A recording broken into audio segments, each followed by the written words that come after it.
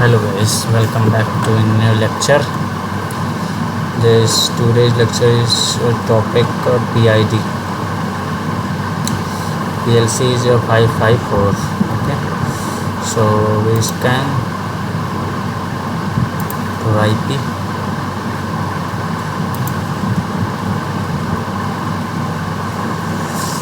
This is my IP address 192.168.1.10. And we click double tap on application. Now is open to policies, and this is a program, so we will understand program of PID. The actual value is a sensor value of AI. Okay,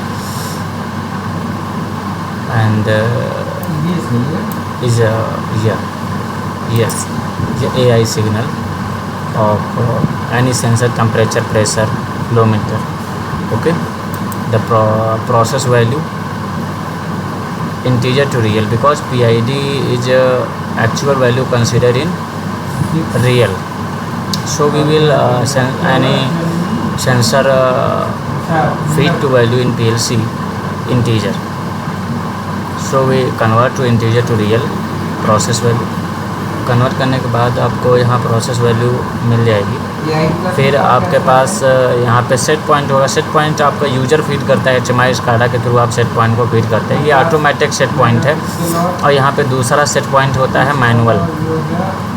okay, तो एक ये manual set point है, ये set point automation वाला है. Automatic मतलब कि PLC इसको कैलकुलेशन करेगी, और इसमें भी PLC करती है, बट इसमें यूजर क्या करता है कि जो आउटपुट अपने अकॉर्डिंग चाहता है वो मिल जाता है. मैनुअली मतलब वैल्यू डाल के निकाल सकते हो, बट ये ऑटोमेटिक एडजस्ट करेगा PLC आपके जो भी आउटपुट रहेगा उसको. ठीक है, अब क्या करना है, यहाँ पे आपको देखना पड़ेगा KP, TN, TV, इनमें आपको मेन वैल्यू डालनी पड़ती है. और आउटपुट जो इसका है वो भी आपको इंटीजर भेजना पड़ेगा. देखो भाई, इनपुट भी इंटीजर लेगा वो AI का, और आउटपुट भी जो AO निकलेगा वो भी इंटीजर ही निकलेगा.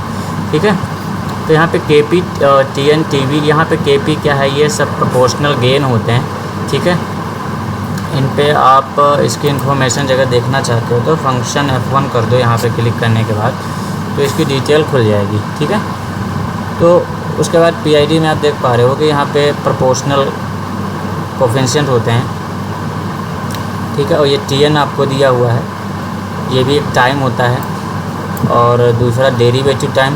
जो TN है वो इंटीग्रल टाइम, डेरिवेटिव टाइम, ये प्रोपोर्शनल गेन, इनकी वैल्यू हमको एडजस्ट करनी पड़ती है. इसी के अकॉर्डिंग जो होता है हमारा आउटपुट फास्ट एंड स्लो निकलता है. क्लियर है.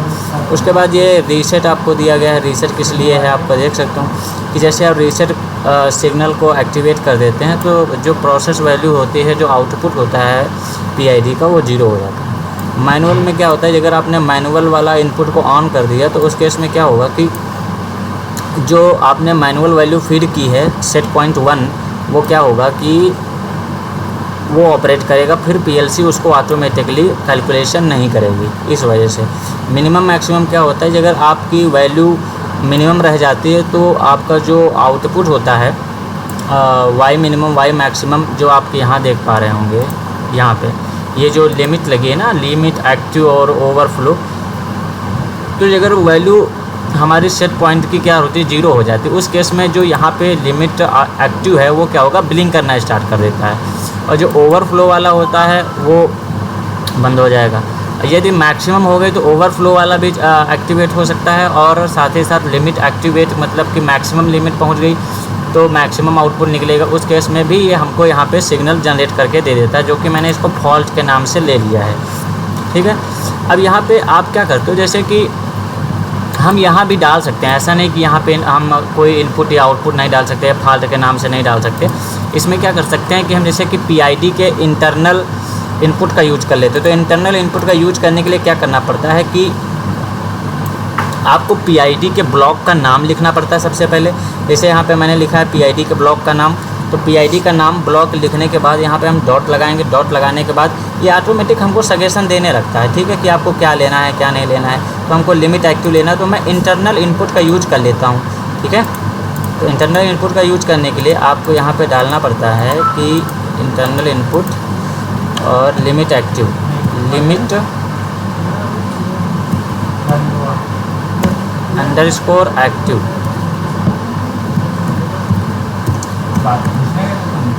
ठीक है। तो इस तरह से डाल सकते हो। ओवरफ्लो का देना है तो आप ओवरफ्लो लिख सकते हो, जैसे कि ओवरफ्लो मुझे लिखना है तो मैं पूरा हटा के लिख देता हूँ PID, ये ब्लॉक का नाम होगा _0 जो हमारे ब्लॉक का नाम लिखा हुआ है। और फिर उसके बाद मैं ओवरफ्लो कर देता हूँ, तो उसके बाद मुझे ओवरफ्लो नाम देना पड़ेगा डॉट लगा के, ओवरफ्लो, ठीक है। ओवरफ्लो देखो आ गया, तो मैं इसको कर देता हूँ। तो इंटरनल तो यहाँ भी आप डाल सकते हो, ऐसा नहीं जैसे कि मैं यहाँ जगह डालना चाहूँ फॉल्ट 1 के नाम से,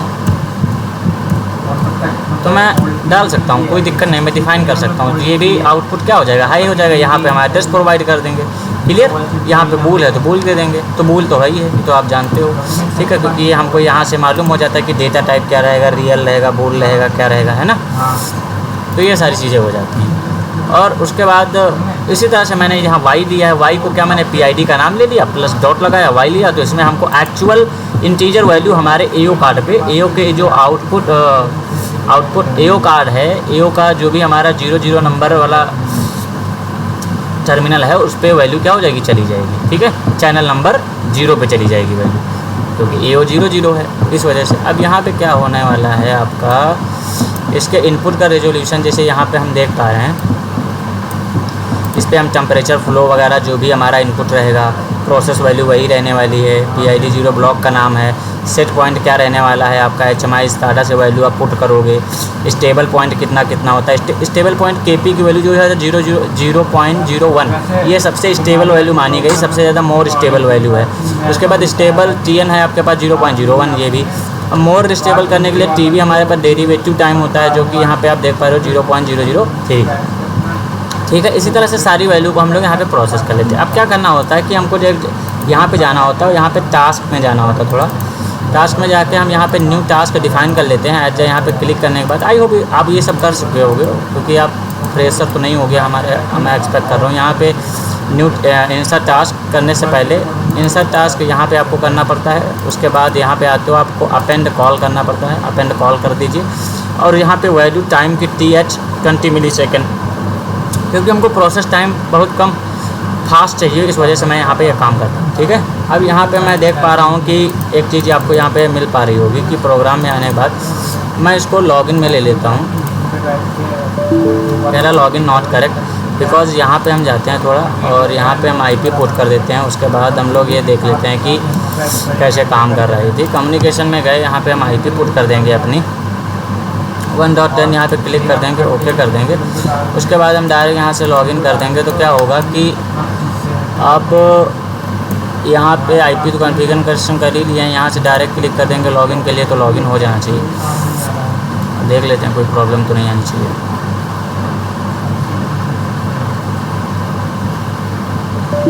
ठीक है, लॉगिन प्रॉब्लम आ रही है। अभी भी मैं स्कैन कर लेता हूँ एक बार IP, और ये भी नहीं मिल रही हमको, इस वजह से प्रॉब्लम है। लगा दिया हूँ इंटरनेट पे, ठीक है। IP फिर से मिल गई, मैं फिर से यहाँ पे क्लिक कर लेता हूँ और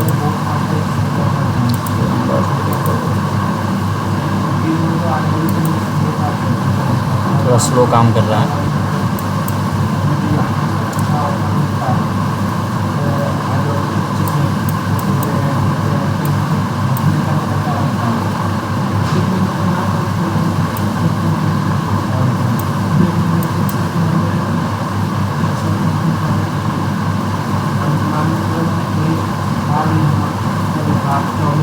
ठीक है, अब ये लॉगिन करने के लिए रेडी हो रहा है।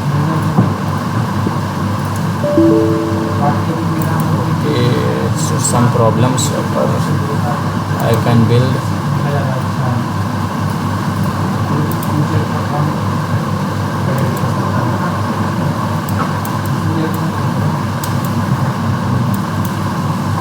आई होप इस स्लो कम्युनिकेशन।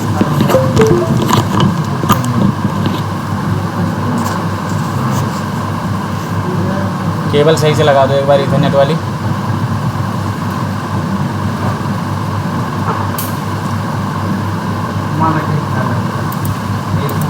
और यहाँ पे मैं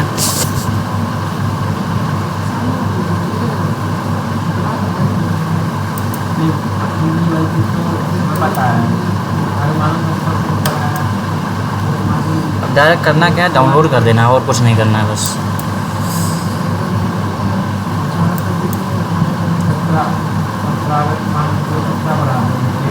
ठीक है, तो यहाँ पे हम ये रिस्पॉन्ड करने में प्रॉब्लम कर रहा है, सॉफ्टवेयर की दिक्कत है ये। मैं यहाँ से इसको एक बार कट कर देता हूँ।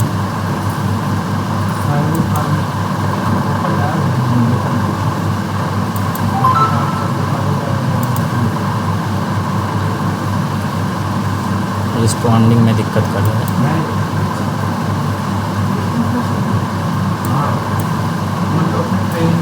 अब यहाँ पे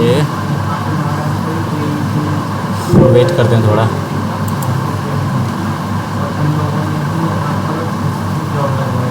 अब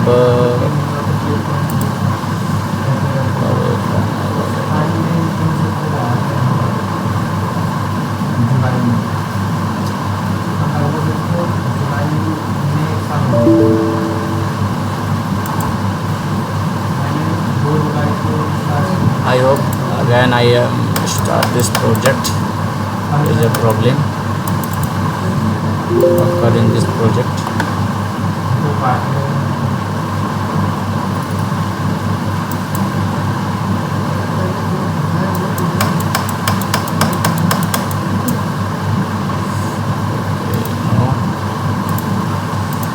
Again I open this project.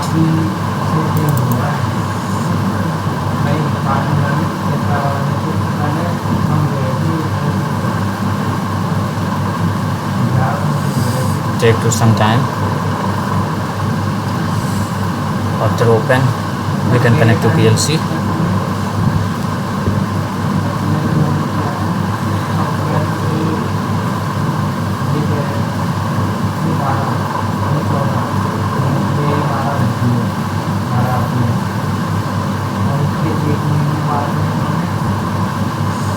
अब हम लोग यहाँ पे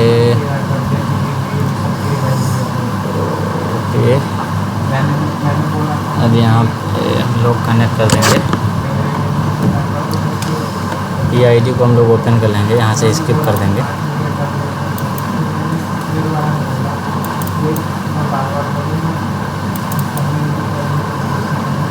जस्ट ओपन।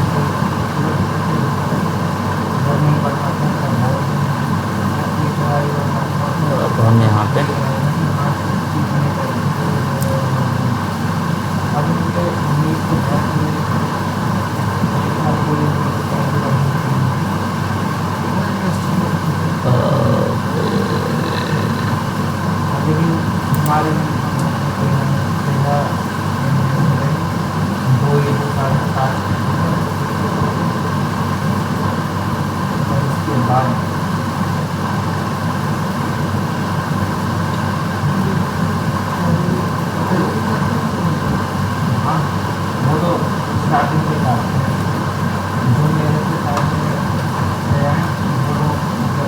यहाँ पे जाना है आपको व्यू में।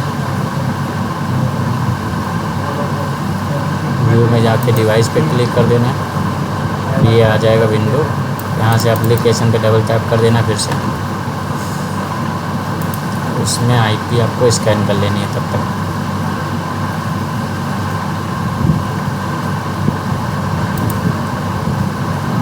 टूल में जाना है, IP स्कैन कर लेना।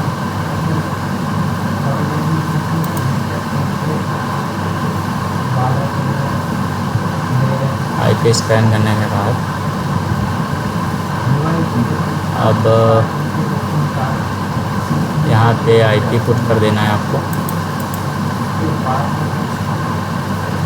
राइट क्लिक करने के बाद IP पुट कर दोगे आप, क्लिक कर दोगे okay. Okay now provide login,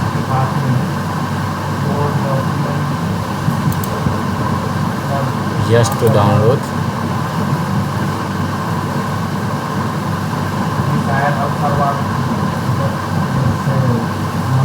login, continue, this is run mode,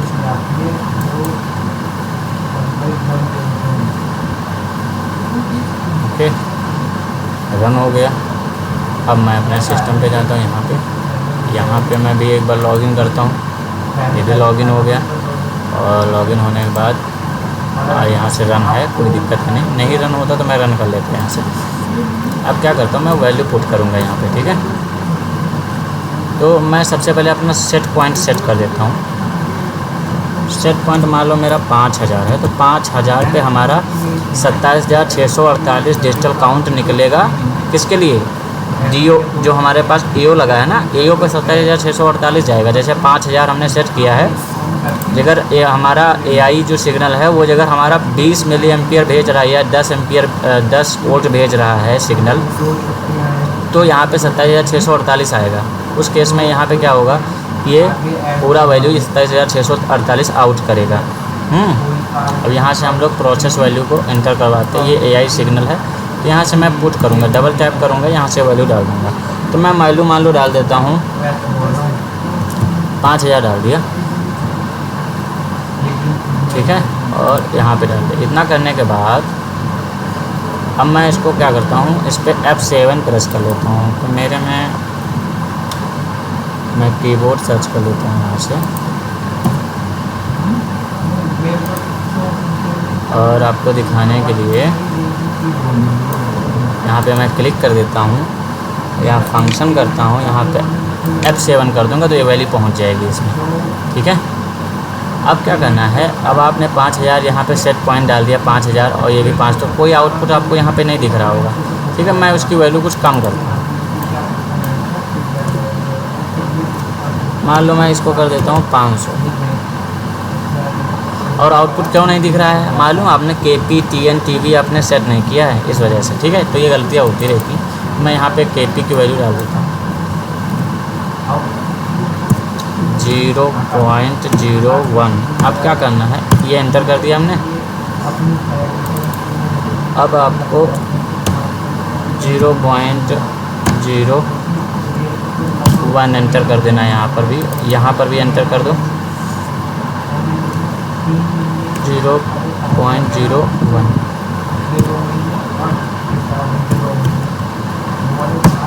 ये हो गया 1, और यहाँ पे हमको डाल देना है 0.03। तो स्टेबल वैल्यू हैं, इन पे मैंने प्रैक्टिकल किया हुआ है, तो ठीक है, जो कि मैंने यहाँ पे लिख रखी हैं आपके सामने, कमेंट कर रखा है, ठीक है। और मैं इन पे फंक्शन F7 कर देता हूँ। यहाँ पे देख पा रहे हो वैल्यू देखो बढ़ रही है। तो इस तरह से PID ऑटोमेटिक क्या करेगा, पूरा आउटपुट निकालेगा 27,648, है ना। तो ये आउटपुट AO कार्ड के चैनल 0 पे चला जाएगा और वहाँ पे हमारा 20 मिली एम्पियर निकलना स्टार्ट हो जाएगा। उस केस में देखो क्या है, ये कह रहा है देखो, क्योंकि आउटपुट हमारा मैक्सिमम निकाल रहा है। कितना निकाल रहा है, 27,648, और मैंने दे भी रखा है कि 0 मिनिमम और मैक्सिमम आउटपुट 27,648 डिजिटल काउंट निकलने चाहिए। तो यहाँ पे PID में मैं ये 0 से मैं सारी चीज़ें यहाँ पे फिक्स कर दिया। तो देखो दोनों हाई हो गए। अब मैं यहाँ पे 0 कर देता हूँ, मान लो कि इस प्रोसेस पॉइंट वैल्यू मैं 0 कर देता हूँ। यदि आपको ये एनालॉग डिजिटल नहीं समझ में आ रहा तो मेरे एक चैनल प्लेलिस्ट पड़ी होगी PLC वायरिंग के नाम से, उसमें 2 एनालॉग लेक्चर पड़े हुए, तो आप समझ लो उसमें कैसे एनालॉग काम करता है थोड़ा, ठीक है। तो मैं यहाँ पे 0 पुट कर दिया और उसको ओके कर दिया। और जैसे मैं फंक्शन, और जितनी बार वैल्यू चेंज करोगे आप प्रेस करोगे तो देखो यहाँ पे वैल्यू क्या होगी कि 0 होने लगे, 0 जैसे ही हो जाएगी। एक बार अभी गई नहीं, शायद फोर्स नहीं हुई, ओके। सेट पॉइंट वैल्यू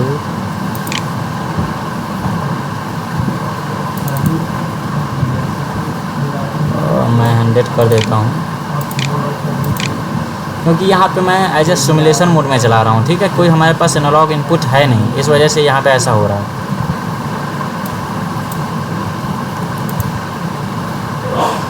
तो मैं आपको खाली दिखाने के लिए कि फंक्शन ब्लॉक कैसे काम कर रहा है, ठीक है। तो यहाँ पे देख रहे हो कि वैल्यू चेंज होती हुई दिखती है, तो मैं एक बार सेट पॉइंट वैल्यू चेंज कर देता हूँ। यहाँ पे इसको मैं 1000 कर देता हूँ, ठीक है। और आउटपुट मैं यहाँ पे 50 कर देता हूँ और F7 कर देता हूँ, ठीक है। यहाँ पे देखो ये क्या हो गया, सारी चीज़ें देखो हमने यहाँ पे एडजस्ट कर दी, 27,648 निकल रहा है। यहाँ पे क्या निकल रहा है, एक्चुअली में जब रियल टाइम में काम करता है ना, जीरो वैल्यू आती है यहाँ से, तो ये मैक्सिमम मिनिमम वैल्यू क्या होने लगती है, यहाँ पे फ्लक्चुएशन आने लगता है, ठीक है। तो आई होप अब ये चीज़ों को आप रियल टाइम में इनपुट एनालॉग इनपुट के साथ काम करेंगे। यहाँ पे एनालॉग इनपुट होगा, यहाँ पे आपका एनालॉग आउटपुट का एड्रेस होगा, तो क्या होगा कि आप देख पाएंगे कि हाँ किस तरह से ये फ्लक्चुएशन हो रहा है। जैसे मतलब ये ऑटोमेटिक आपके आउटपुट को ऑन करेगा। जैसे क्या होता है कि हमारे पास VFD है, या मान लो हीटर है, हीटर में हमारे एक टेम्परेचर मैंने लगा रखा है, हीटर में टेम्परेचर मिलेगा, कैसे मिलेगा, हम उस टेम्परेचर को AI सिग्नल के थ्रू लेंगे। मतलब जो चैनल नंबर 0 होगा उससे मैं टेम्परेचर लूँगा, ठीक है, कि हमारे फर्नेस का टेम्परेचर कितना चल रहा है। तो कहेगा अभी मान लो इतना टेम्परेचर है और कितना होना चाहिए, तुमने कहा है कि वहाँ पे 100 होना चाहिए, 1000 होना चाहिए, 1000 डिग्री सेल्सियस। तो उस केस में क्या होगा, ये ऑटोमेटिक तुम्हारा जो हीटर होगा उसको फुल सप्लाई देना स्टार्ट कर देगा। तो हीटर क्या होगा, बहुत तेज़ हाई स्पीड में काम करना स्टार्ट करेगा, जिससे कि क्या होगा, टेम्परेचर बहुत तेज़ बढ़ेगा। ऐसे ही क्या होता है कि आपका वॉल होता है, वॉल कितना ओपन करना है, 100% ओपन करना है, 50% ओपन करना है। तो ये कैसे होगा, मान लो कि हमारा रिवर का जो डैम होता है, डैम में हमारे के पास क्या होता है कि पूरा डैम भरा हुआ है, तो पूरा वॉल ओपन होना चाहिए, है ना। यदि हमारे पास पूरा डैम भरा हुआ है तो मतलब यहाँ पे फुल वैल्यू आएगी 27,648। उस केस में क्या होगा, तुमने यहाँ पे जितनी वैल्यू सेट कर रखी है उसके अकॉर्डिंग आउटपुट क्या निकलेगा, 27,648 निकलना स्टार्ट कर देगा। आधा डैम भरा हुआ है तो 50% वॉल ओपन होना चाहिए, तो ये क्या करेगा, 27,648 का आप आधा कर लोगे तो ये 16,000 के आसपास, 16 से 18 के आसपास मिल जाएगी वैल्यू आपको यहाँ पे, ठीक है। तो इस तरह से ऑटोमेटिक एनालॉग आउटपुट को एडजस्ट करता रहता है PID। आप थोड़ा इसके बारे में रिसर्च भी करेंगे तो आपको समझ में आ जाएगा कि PID कैसे काम करता है। नहीं तो मैं नेक्स्ट लेक्चर में आपको बता दूंगा PID कैसे काम करता है, और इवन यूट्यूब वगैरह पे बहुत पढ़ा है कि PID कैसे काम करता है। बट ABB के अंदर आपको मेन फंक्शन ब्लॉक बताना हमारा काम था कि ABB के अंदर ये फंक्शन ब्लॉक में कहाँ कहाँ पर वैल्यू डालनी है, कैसे कैसे डालनी है, ठीक है। यहाँ पे जगह DI वाला देख रहे हो आप, यहाँ पे अगर मैं इसको एक्टिवेट कर देता हूँ, ट्रू कर देता हूँ, तो अब ये प्रोसेस वैल्यू जो पड़ी है एनालॉग वैल्यू आउटपुट में एक्टिवेट काम नहीं करेगी। इस केस में हमको क्या करना पड़ेगा, यहाँ पे हमको वैल्यू, ये मैनुअल केस है हमारा, ठीक है, इसमें मैं डाल देता हूँ 1500। तो अब ये मैनुअल आउटपुट हमारा निकालेगा कि कितना, जितना भी मैनुअल आउटपुट होगा वो निकाल के हमको देगा, ठीक है। Good morning. तो ये चीज़ें यहाँ पे अब देख पा रहे हो, यहाँ पे 1500 हमको मिल गया। कैसे 1500 मिला, क्योंकि यहाँ पे 1500 हमने डाल रखा है इस वजह से, क्योंकि अब ये ऑटोमेटिक मोड में नहीं है, मैनुअल मोड में, क्योंकि DI हमारा हाई हो चुका है ना। अब मैं इसको फिर से रीसेट कर देता हूँ। ओके, यहाँ से रीसेट कर दिया, तो अब ये फिर से हमारा किस में आ जाएगा, ऑटोमेटिक मोड में आ जाएगा। अगर मैं इस DI सिग्नल पर रीसेट पर क्लिक कर देता हूँ तो ये क्या हो जाएगा, उस केस में F7 ये 0 कर देगा वैल्यू टोटल, ठीक है। तो इस तरह से कुछ काम करता है ये, ठीक है। चलो मिलते हैं नेक्स्ट वीडियो लेक्चर में। आप थोड़ा कोशिश करके इसको पढ़ने की कोशिश कीजिए, ठीक है।